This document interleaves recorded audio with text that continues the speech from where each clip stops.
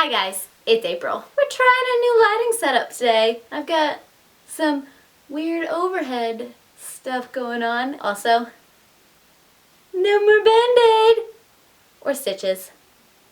We'll see how long that lasts. So today is mid-month wrap-up time because I don't want to overwhelm myself or you guys with an extremely long monthly wrap-up. So we got a mini wrap-up with a good 10, 11, I don't quite remember. See, the thing is, this time around, you're gonna get one from last month because I did an oopsie and forgot to include one of the books that I read last month. That's the problem with my reading habits is I lose track of what I read and then there's things. And to be fair, the reason I didn't bring up this book last time is because I very rarely put it off of my bookshelf because I'm afraid it's gonna fall apart because it is so old. This is The Merry Adventures of Robin Hood. This edition right here is actually over 100 years old. It's copyrighted 1911, which is why I said earlier I am very gentle with this book. I mean, this book is hand set up and everything. It's very pretty. I just enjoy it. It's got, you know, those little thingies. I found this in a bookshop a while ago and I've never read the compilation of all of Robin Hood's adventures. This is a conglomerate of all the legends surrounding Robin Hood that try to meld it into one full story. It was interesting to read, a little dry at points, mainly because I have seen all kinds of adaptations of the story, so the language in the writing for this, I started to wander in my mind. But overall, I really enjoyed it, and just to say that I read this book, this beautiful, beautiful, beautiful book. Beautiful. Okay, so now on to the books that I actually read for the first half of this month. The first of them is The Raven King by Maggie Stiefvater. This is the last in the Raven Cycle series. Oh, it took my breath away. I have always loved the writing style in the series, and Blue and the boys, the dynamic there I've always found captivating. But this book, the way it pulls all of the other books together, you really have to pay attention while you're reading because you might miss things. I might even have to go back and read this one again because there is just so much in this series. It's all wibbly wobbly and I love it so dang much. I'm sad that it's over. I'm hoping that there is more because there are some questions. There are some serious questions that I still have that need to be answered. There are little things that have been left in all of the other books that leave the possibility for April to dream. Here's to dreaming. I then read Uninvited Guests by Sadie Jones. This is a story about a family in 1912 who are living in a house they can no longer afford. Through a series of events, money has been mishandled and they're trying to keep up with their lifestyle, but it's not working. A tragic accident happens nearby and the family has to deal with the fallout of that accident while they're trying to have a dinner party because one of the ladies, it's her birthday. It feels a little bit like an Agatha Christie murder mystery whodunit party. There are things that you're trying to figure out. I wasn't overly impressed with the story.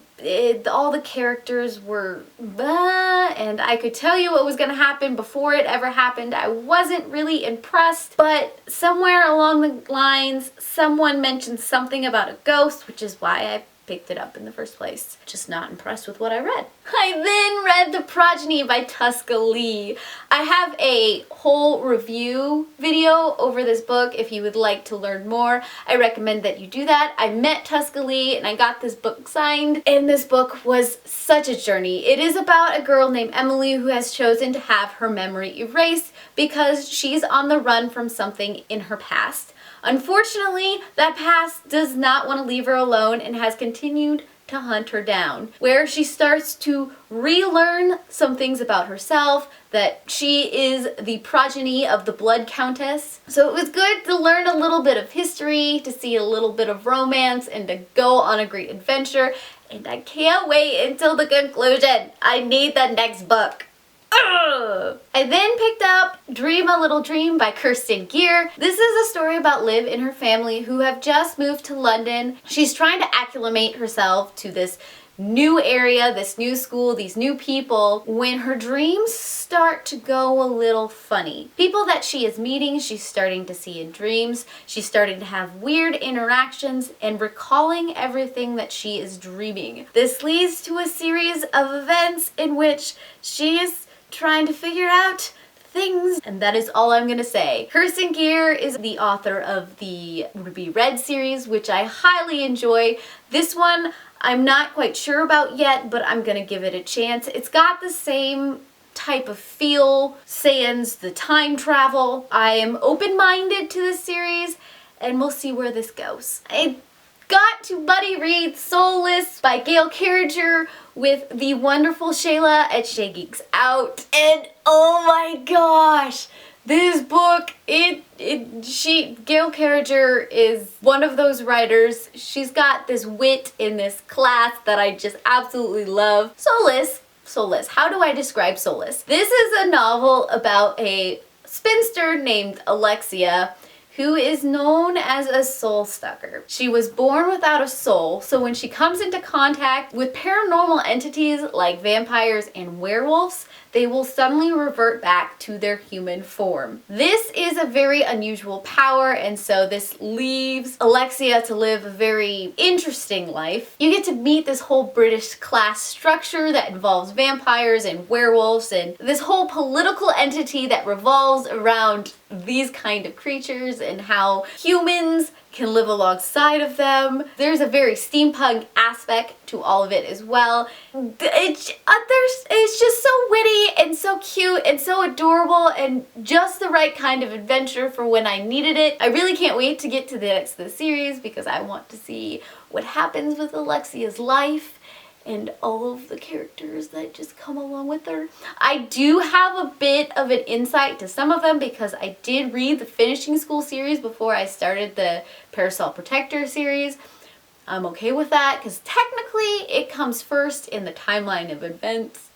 So that's okay, right? So I'm hoping to see some of the characters from that series show up slowly in this one because they did in this first book. I'm hoping even more show up, and it's gonna be good. And I'm gonna stop babbling about this book, even though I think you should all go read it if you like vampires, werewolf, and steampunk. And wit.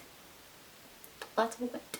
Then Beacon 23 by Hugh Howey happened. This one I read in a couple hours on a car trip, 3 hours. 3 hours tops, and I devoured this book. It left me broken, it left me twisted, and I loved Hugh Howey for it. Beacon 23 is basically a story about a outer space lighthouse. It has reached the point in which these beacons have been set out into space so that when faster than light travel happens, ships don't crash into objects.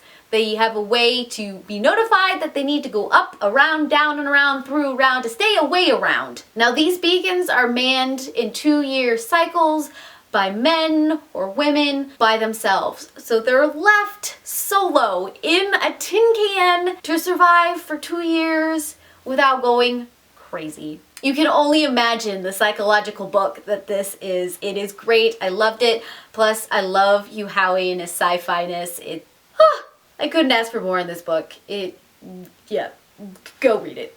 Just go. I then read Stardust by Neil Gaiman in the same travel trip. If you didn't know, I was on a 12-hour car ride one direction and 12-hour car ride back the other direction, so I did a lot of reading in this car ride because luckily I wasn't driving. So Stardust by Neil Gaiman. I have seen the movie several times. I've never read the book, and I have to say that I am 50-50 on whether or not I like the book or the movie better. Stardust, for those of you who don't know, is about a boy named Tristan who wants to go over the wall to bring back a fallen star to his lady love who may or may not actually be liking him back. There's a little romance in it, and it's a little whimsical, and I like how the book took more of a fairy market aspect than the movie ever did, and I really enjoyed that, but there was some action stuff that I really wish had been in the book to keep me pulling along.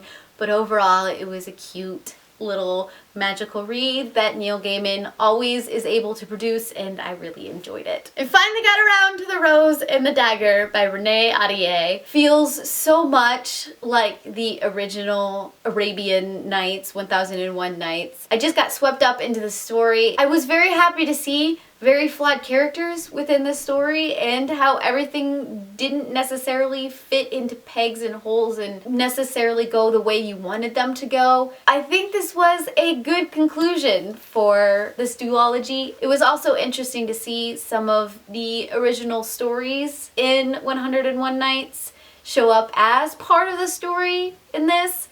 Those little elements of each of those other stories. And I can't complain about the way it wrapped up. I can't. And finally, there was Unhooked by Lisa Maxwell. This is a Peter Pan retelling-esque. I don't want to spoil all of it, but there are Peter Pan elements in it, as you can tell by the title of Unhooked. It is a story about Gwen, whose mother is constantly dragging her to new places on the run from something, but Gwen is never really sure what they are on the run from. And then one day, Gwen and her friend are kidnapped and end up in Neverland. You start to see the darker side of fairies, more fae-like than fairies that happen in children's tales. So this story goes a little dark, so you can understand why some of my beloved characters are a little darker and less childlike. At first, I started reading this book and I'm like, I don't know if I'm gonna like it, because if you make my pan, if you totally destroy my pan, I am gonna destroy you. But Maxwell handled the whole story very well, and the way she wove her story into the Peter Pan legend. It's always hard for me to let go of some of my Pan heart. When darkness is done well in retellings of this nature, I can appreciate that. So overall, I can't complain about this story. I did really like reading it, and I did like some of the places that she took it. So that was my mid-month wrap-up. If you've read any of these books, tell me what you thought down below. I really want to hear from you guys, and I heart your beautiful faces. Bye.